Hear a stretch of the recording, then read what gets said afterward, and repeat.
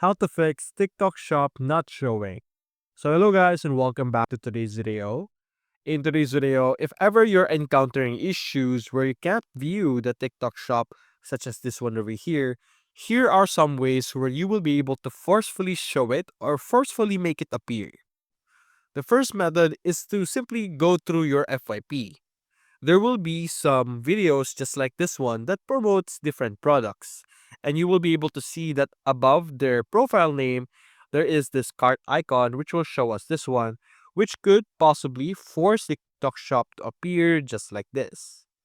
Another method that you could do is to explore the live, which is typically the same method. Look for one that is promoting a product, just like this one, and there will be typically a link to your TikTok Shop over here, which could force it to appear. If those does not work, you could easily try by reinstalling your TikTok Shop, clearing the storage, clearing the cache, so on and so forth. But that's it for now, guys. If you enjoyed this video, leave a like and subscribe. Thanks for watching.